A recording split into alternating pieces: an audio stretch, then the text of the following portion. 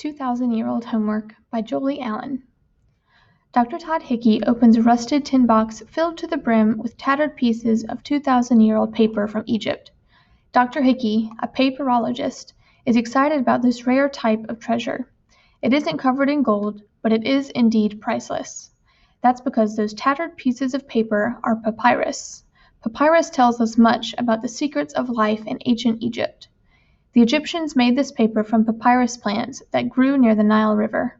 Before papyrus, Egyptians mostly used copper chisels to carve words called hieroglyphs into stone. Papyrus made writing easier.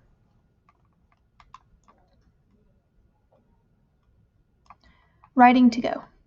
With papyrus, Egyptians could now write signs and symbols using brushes, reed pens, and ink made from soot scraped out of cooking vessels and oil lamps, and they could take their writing wherever they went. Dr. Hickey has already studied hundreds of the papyri. Some contain spells that the Egyptians wrote down and carried with them. They believed spells gave them magical protection or power. Other papyri give directions for making powerful medicine. Archaeologists even found 2,000-year-old homework. A schoolboy had copied his lesson over and over with a reed quill.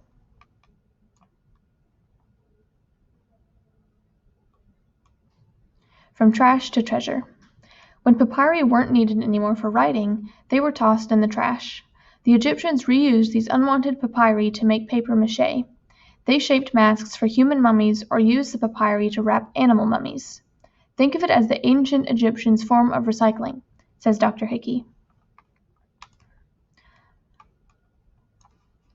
Dr. Hickey needs to uncover valuable writings in the waste paper, and that is no easy task. It can take days just to unroll just one wad of paper.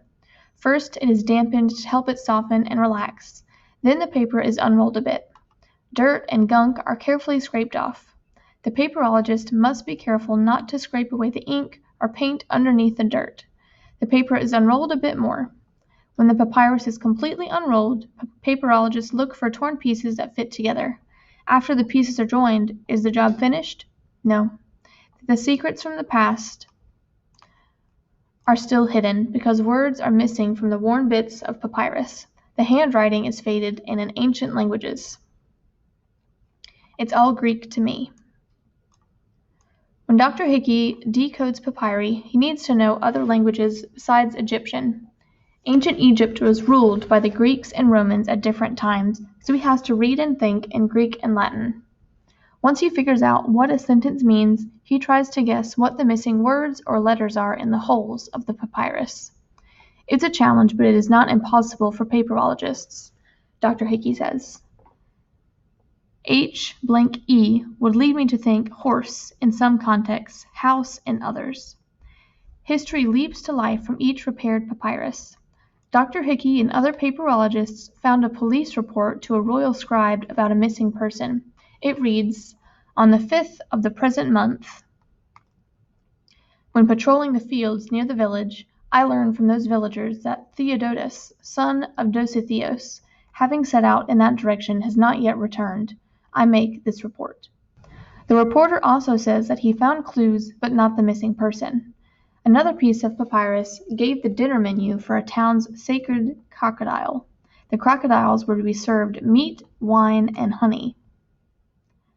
Some papyri give archaeologists a good idea of what Egyptians read for fun.